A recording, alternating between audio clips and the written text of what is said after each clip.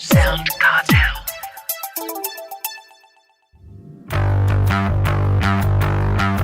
In this episode, we talk to a master of Australian podcast production, Ian Walker, executive producer at ABC Audio Studios. Ian's responsible for some of Australia's most successful narrative podcasts, and he explains what goes into producing award-winning shows that attract such huge audiences. There's an old adage where no one ever won an Academy Award for staying inside a budget, right? And there's some horrendous Hollywood stories of blowing budgets to smithereens, but somewhere in the middle there's a sweet spot about understanding that you have to spend money to make money, and also to make that real connection with the audience, which is where you want to be if you've got a brand and you want to make yourself known in that word-of-mouth way, where people are happy to spread the word for you. I'm Nick Schildberger, Managing Director of audio agency SoundCartel, and this is Podcasting Essentials. Welcome to episode 13 of season 5. And joining me is producer and co-host Nicole Goodman. G'day, Nick. Lovely to be with you again. Now, it is no secret that we are both huge fans of narrative podcasts produced by the ABC. And we're so privileged to chat to the man behind many of their biggest hits. That's right. And the ABC really has set a very high bar in recent years. Many of their podcasts sit comfortably with those coming out of Gimlet and Wondery and Apple. But there are also lessons for brands in how our national broadcaster approaches podcasting. Yes, that's right. Whether it be the style, formats, or how they promote their podcasts, this is a great opportunity to learn from their investment. That's right. The ABC has done the hard yards, and for that, I'm very grateful. So let's get to undoubtedly one of Australia's experts in the industry, Ian Walker. Well, Ian is an experienced and award-winning TV and radio documentary maker, a strong pedigree that he took with him when he moved to work on podcasting at the ABC. Ian is now the executive producer of narrative non-fiction at ABC Audio Studios. And he's overseen the launch of more than a dozen new podcasts, including the hit kids show Short and Curly and the award-winning true crime series Unravel. Love it. Few know more about what it takes to produce the very best narrative podcasts. So we are delighted to have the opportunity to talk to Ian. Welcome, Ian, to Podcasting Essentials. Hey, Ian. Welcome. Thank you so much for being with us. Now, you have some renovations going on at the moment, I hear? Oh, yes. Sorry about the noise. But by the end of it, I'm hoping that there's my very own little podcast studio in the backyard. So hopefully it'll be worth it. All worth it. Absolutely. Now, Ian, I love that your LinkedIn headline simply states, making Australia's best podcasts. And it really is hard to disagree with so many fabulous shows being produced by the ABC. Would it be correct to assume that you love your job? And what is it about producing narrative non-fiction podcasts that excites you? I do love my job. I think I'm a pretty lucky guy in that I've managed to land in a place that's sort of growing at the time. I'm making documentaries, which is where I started my storytelling career. I get resourced and I get to play with investigative teams and very fine people who make me look good. So that is a really great job to have, and there's not many of them in Australia, as we know. So yeah, I am kind of blessed. It took me a while to sort of wrangle it all. I think the reason why I've stuck with non-fiction is that we get to make the stories that completely surprise people. You know, the stuff that when they say you can't write this shit, that actually is true. Fiction writers can't compete with us for the best stories that we have. The stories that really have that ability to surprise you, to uplift you, to make you learn about the human condition, that are true. And so you can't beat stories like that. And I do love that that's the patch that I play in. Ian, you've had great success with podcasts from kid shows like Short and Curly to the award-winning true crime series Unravel, and more on that a bit later. The story itself is so critical in the success of a podcast. So where do the stories come from? And how do you know what story is going to be a hit? It's a good question. I guess the stories can come from anywhere, right? I get pitched a lot of stories every week. People are sending me new ideas that they want to turn into a story.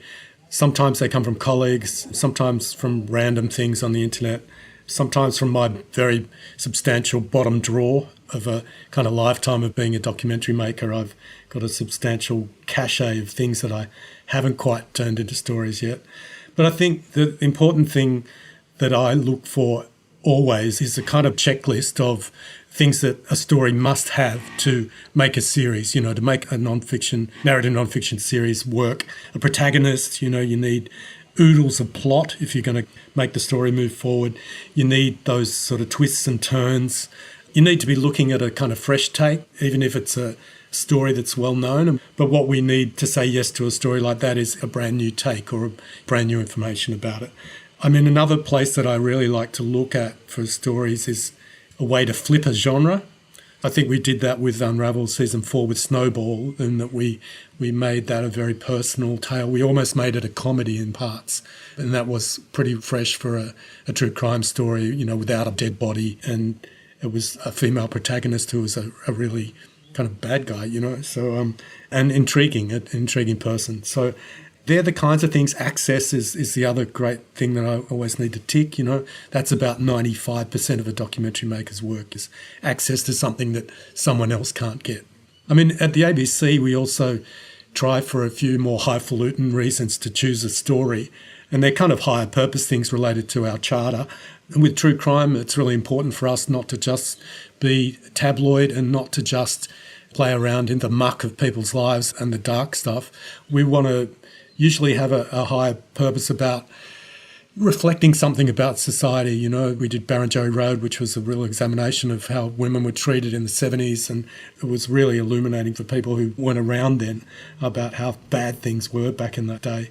We chose Blood on the Tracks season 1 because we wanted to look at the justice system for Aboriginal people and how that goes. Our next little obsession is about stories that might have some change in real life. That's the other purpose that we choose a true crime story. There might be a miscarriage of justice to have a look at, and that's another reason why the ABC might do this story rather than anyone else. Well, Ian, in your role now at ABC Studios, you're executive producer, narrative non-fiction. Can you explain what the role of an EP actually is in creating a narrative podcast series? And also, what did you study or do to find yourself in this incredible role at the ABC? Yeah, well, executive producer of podcast is a pretty ill-defined term in most places. Most people don't have a clue really what I do day to day, because I guess it involves just a multiplicity of things. Everything from finding the next series, assessing ideas, talent spotting, finding new talent for hosting jobs or new reporters who might bring something to a story that we've already sourced. Team building is a massive part of what I do, and I collect people along the way, sometimes who I've been talking to for years and years, who finally I get to bring them on board in a team. So a lot of it's sort of being aware of what all the things that go together in making a great team and a great show. My main job, I think, is to get out of the way of those people that I've put together and chosen to do their jobs, and to unblock anything that's preventing them from doing the best they can, and then to be the freshest ears possible when they need me. So I try and stay arm's length from the story as they're doing it. I don't want to be in the weeds of every single little thing that they find, because I want to be their very first audience person, to respond to what they've come up with and let them know what's not working, what is working. It's almost like a lifetime of documentary making myself. I've made dozens of background briefings and other features for Radio National in audio, and as well as that I made dozens of television shows and feature documentaries myself for TV. And I also spent some time in an digital online platform for the ABC called ABC Open. So I guess this job particularly brings together all of that experience and all of that skill set.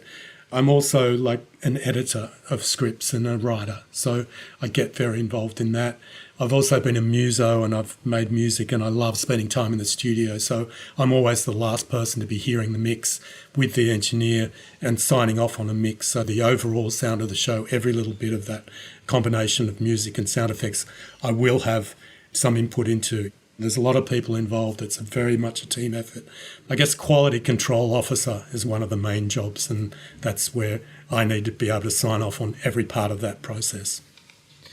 It's great to hear all that, because I think there are some people who don't appreciate how many moving parts there are that go into producing a narrative podcast. And we've spoken a lot about it recently on this podcast. We're trying to encourage brands to aspire to produce more narrative-style podcasts so that they can really stand out from the crowd. But we also know that they're more resource-hungry, as you well know, than perhaps an interview show.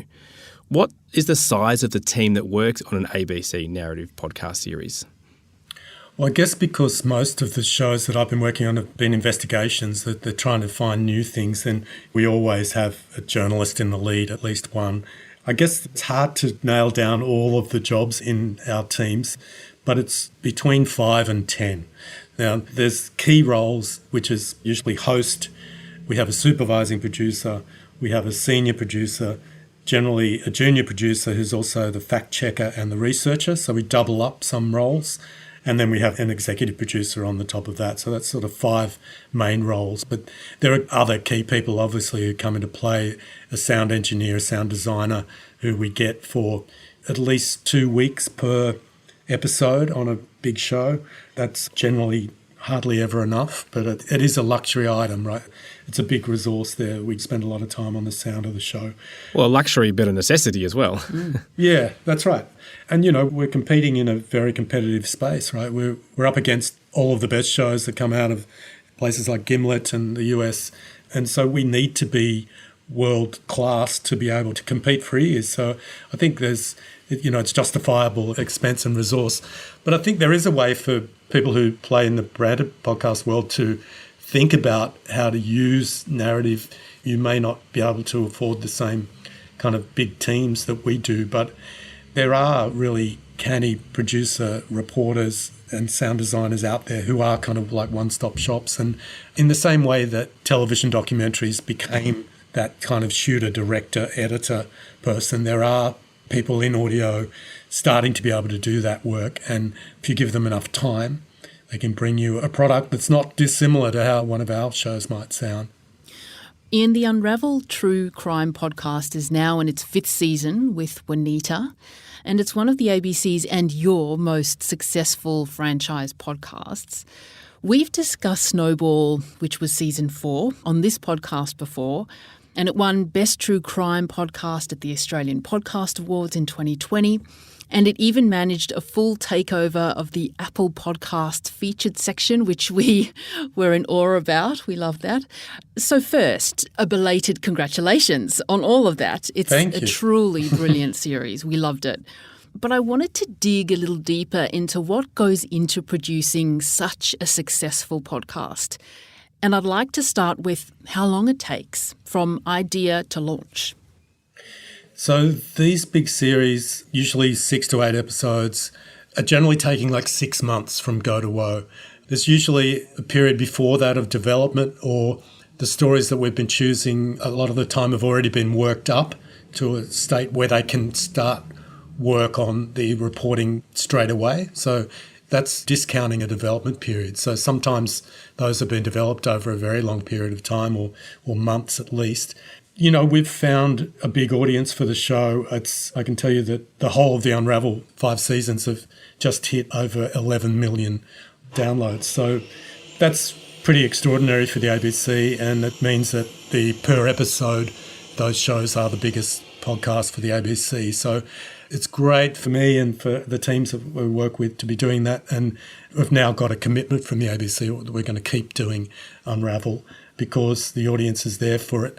For the current season, the Juanita Nielsen series, we hit the same level as we did for Snowball in half the time. So Snowball was an incredible success, and we batch published that. We had a lot of people who were completely hooked and telling us that they were binging the whole series in 2 days and stuff like that, which I'm not sure I would recommend people live their life, but it's very nice to hear that. You put a lot of sweat, blood and tears into a show. But Juanita has got to the same numbers in half the time. So it's on track to be bigger again than Snowball. And that's really gratifying for me because it means the audience is still there. It's also a bit of a tick for the anthology series idea, that we've built this anthology because we're building an audience who love this genre. They want to be challenged, but they want something different every time. So we've got to keep them interested and keep them happy and keep them coming back and telling other people about the show. And I think that's what's working. It really is a bit of a snowball effect. That's what he did there. Now, that's great to hear that there'll be more series in the Unravel genre. I particularly like Snowball, but it was such a personal story. And I guess I'm interested in what's involved in taking such a personal story and turning it into a podcast. And similarly, how much of the story and the episodes are planned before you start recording? Yeah, that's a good question. So Ollie Wards is a colleague of ours. He was the boss of Triple J at the time when I bumped into him in the cafeteria one day, and he said, I might have this story for you. It happened to our family. And he started to tell me the bare bones of what that was and about his crazy sister-in-law and what happened to his dear brother. And, he said, I think, there might be a podcast in it, but I can't tell because who cares about my family? And it was like, well, Ollie, that's a pretty wild story.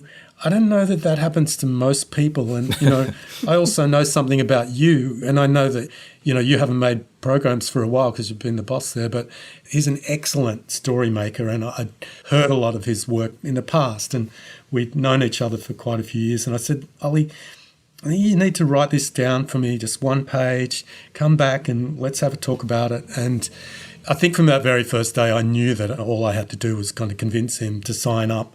And yeah, it was something fresh for us. I think there was a bit of pushback at the time on those familiar story tropes that true crime was doing, like especially dead women, and a real distaste for doing that same story over and over. The protagonist in it was a con woman who you hardly ever hear about because they're just a rarer breed. But also that idea of Ollie doing this on behalf of his family and making it a very personal story, that was just gold to me because the investment is so high, right? So again, it came back to ticking that matrix of things that make a good story, and you really want a good storyteller in the lead role, but investment and stakes are another thing, and there were really high stakes there. And we didn't really know what the ending would be, so we did start to map out the story once I had the bones of what had happened so far. We started to plot out the story, and I do this with every series. We usually have at least a day or two on a whiteboard where we just map out the entire universe of the story known so far and what you imagine where the story needs to go or wants to go, and then divvy that up into sort of episodes that make sense, where there's a progression or a chronology to follow. And that's essentially where we start. There's usually many changes and surprises along the way that we didn't map out. But if you have a skeleton like that, it's a much better starting point for purposeful investigation and the ideas around the kinds of things we need to collect to make this story work. So it's good to use the tools of fiction for this kind of work. You kind of try and map out a narrative arc where you think it might go and even guess the 3 different endings that you might get. And we might not have got anywhere with Leslie, right? We didn't know that she would say anything to us or say anything to Ollie or, spoiler alert for people who haven't listened to the podcast. But, we never knew that he would get to that car park and get her on tape, but he was determined as hell to do it. So, yes, we write the show before we make it, and then we rewrite it every time in the edit. You throw that out and you start again with the tape that you've got. Now, you released Snowball all at once, as you mentioned, for those that wanted to binge it. But other ABC podcasts like the 11th and also the most recent season of Unravel, you release weekly. So what's the strategy behind this? And is there a benefit, do you think, between one method over the other? The strategy there was actually led by our lawyers. There was a defamation risk. And so to minimise that, we decided that we would batch publish so that if there was some backlash or if there was an injunction, say, the show's already out there, like people can hear the whole of the story, they can also not judge us on being unfair to her because you can go through to the end and show that we've been very particular and careful about being fair to her along the way. But if you heard episode 1 and then had to wait a week for episode 2, you might think we were being, unkind, or, you might miss the nuances that happen later in the series.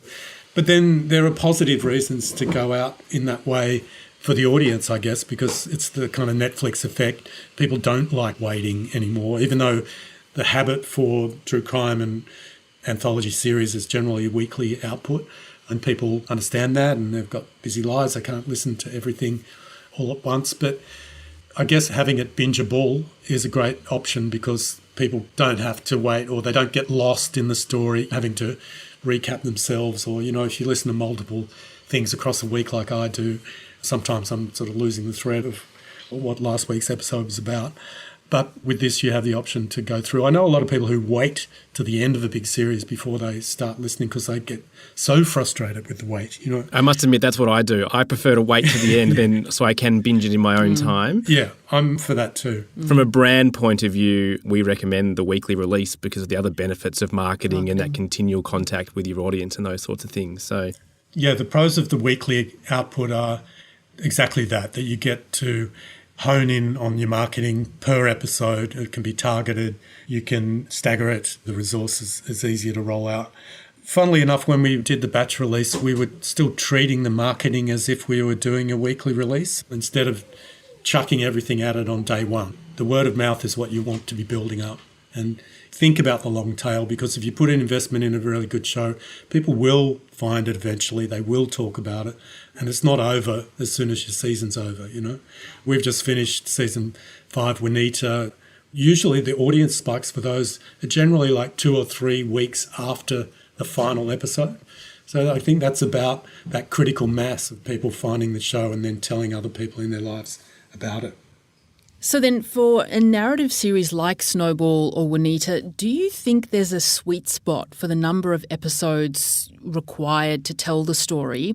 And how long do you think each episode should be? It's a good question. I mean, we go round and round on this like quite a lot in our teams. I reckon the sweet spot used to be for us thinking about people's commute, right? Which is like 20 minutes to half an hour. And no one's commuting anymore. So that's kind of been turned on its head a bit. So I think there's actually an opportunity for longer episodes, funnily enough, now, because people we've found, have more time to listen when they clock off for the day. They start cooking. There's a couple of hours of not commuting. But, for these complicated stories, I don't think you want to overburden people. Like 50 minutes is getting to the upper limit of what I think's a really good duration for these kind of shows. So I guess 30 to 40 minutes is the sweet spot that we think about. 6 to 8 episodes seems to have been where we've landed for what we think's the engine for a decent series. I think if you've got less than 6 stories, you might do a series in 4, but if you've got less than 4, you don't really have a series, right? You don't really have a season of an anthology. You've got a mini series, I guess. So yeah, look, 6 to 8, we find longer than 8 is usually unnecessary, even if you've got a big story. And I'm not a fan of podcasts that just keep on going, we won't name names, but podcasts that go on to their 16th episode and are an hour and a half long, they're just not the ones that I'm interested in, because I find that what's really wrong about them, not the duration, is actually the care given to structuring them and editing them and making the narrative go forward rather than spin the wheels or just pig out on detail that's very repetitive. I think that's the failing of some of those, shows that go on from upward of 16 episodes in a true crime. Well, brands investing in podcasting are often budget conscious. And of course, narrative style podcasting is a lot more expensive. For Snowball, you had a crew go to the US. Can you share the benefits and results, any ROI that the ABC received from making this kind of podcast? Look, at the end of the day, it's about audience investment, right? For these shows, you have an incredibly connected audience. They're uber invested because the shows are complicated. You have to actually sit down and listen to them. It's not like a banter show where you can have it on in the background while you do something else and phase in and phase out. You really have to be across the detail and with the story. So I guess it's an intimate experience is the other key factor, that you're getting people, you're right inside their heads. The way that we listen is very particular to podcasting. It does create a particular kind of customer. And so I think you have to honour all of those things. There's some things that you just really can't skimp on. And I guess it's sort of time necessary to make a story work is the basic equation. And sometimes that can blow out and can be a bit scary, but the consequences of sort of not giving yourself enough time is really that the story just won't sing. So there's an old adage where no one ever won an Academy Award for staying inside a budget, right? And there's some horrendous Hollywood stories of blowing budgets to smithereens, but somewhere in the middle there's a sweet spot about understanding that you have to spend money to make money, and also to make that real connection with the audience, which is where you want to be if you've got a brand and you want to make yourself known in that word of mouth way, where people are happy to spread the word for you. So it wasn't a tough pitch to the ABC top brass when you were pitching the US trip? Well, that was interesting because Ollie was going to do this project anyway. And there was a bit of a catch technically in that we paid him a fee, an all-encompassing fee, as we would a freelancer for this. So if he was actually on staff and we had to pay for that trip and everything else, we probably wouldn't have been able to afford that show. So it was a bit of a confluence of luck in a way that Ollie was moving overseas anyway. He had a partner who was doing a sabbatical in the US, so he planned his life around this thing. And so that was another reason to commission the show, that he was going to the US anyway. So there was some kind of savings around Ollie's lifestyle at the time that meant that we could do the show without having to fully pay for every part of it. So he got compensated for his time in a bundled fee, which is also a way that I would recommend to other people working on shows like this, which is the incentive for it not to go on forever. Now, Ian, I'd like to turn to marketing. The ABC does a fabulous job of amplifying each of the podcast series it produces. We've discussed before on this podcast the power of cross-promotion within the podcast feed to other podcasts, which is something that obviously ABC can utilise. But for those who don't have that ability, what other marketing activities work best? And perhaps for brands that are listening, what might they benefit from? I think if you're going to spend money on promoting your podcast, then picking the other podcasts that you love or you think have synergy with the thing that you're doing is probably the best and most efficient place. We know that people who listen to one podcast are looking for recommendations for another, and they do check out ones that are recommended by a podcast that they enjoy already. Again, it's about kind of quality control and making sure you align your quality of whatever you're doing with someone else's show that's of equal value. Anecdotally, it's usually on about the third time that somebody hears about your show that they might go and look it up and download it and press play. So it's an awareness building thing. You can't think of it as wherever you put your bit.ly link, people are going to press on it. They just don't. They'll hear about it from a friend first. They might read about it online second. And then the third time they hear about it is when they're actually going to play it for you. So it's tricky, it's difficult. It takes perseverance, but you need to have all those different platforms covered to make sure that people, hear about you 3 times. Well, final question, Ian. Can you tell us what the next big Unravel release is going to be? Can we get the scoop here on any upcoming projects? I can't quite divulge what the next Unravel is going to be. It hasn't quite been commissioned yet, so it's not a reality, but it is going to be an interesting story about a wrongful conviction, and we're hoping that we can roll into production in the new year, and we'll have something in the feed by mid-next year for season 6. So that's exciting. But what has actually happened in the meantime is that I've managed to convince my higher-ups to back in a second sort of genre feed, not dissimilar to Unravel, but for history. So a history investigation feed. We're going to kick it off in November. We're hoping to do 2 seasons a year, as we will try to do with Unravel. So we'll pretty much have 4 big documentary shows to run per year, ongoing, hopefully, if we can sustain that. And so the November show it's picking off a really big, iconic Aussie story It's a mad scam involving horse racing, and that's probably as much as I can say at the moment. And we're going to launch it on Melbourne Cup Day. Oh, so we're going to brilliant. go all out for the people who say not to the Cup. We probably can't turn up to the Melbourne Cup with COVID, so I very much look forward to the podcast. It sounds really exciting. Yeah. Good. Thanks so much, Ian, for joining us on Podcasting Essentials, and all the very best with your renovations and your new podcast studio. Thanks, Nick. And Nick, yeah, if I ever get the guts up to leave this job, maybe I'll hit you up for a review of my very own podcast from my backyard. Well, hopefully the next time we meet, we'll be able to see the new studio. Yeah, that'd be nice. Ian is so right about fact being stranger than fiction. Some of the stories he and his team manage to tell, really do manage to just leave the listener slack-jawed. Yeah, I'd never thought of it that way, but it actually makes sense. I love a true story that is almost impossible to believe is actually true. That's right. And for brands too, it's important to remember that narrative podcasts aren't just the domain of big podcast networks and broadcasters. Ian's production matrix really is a fantastic guide.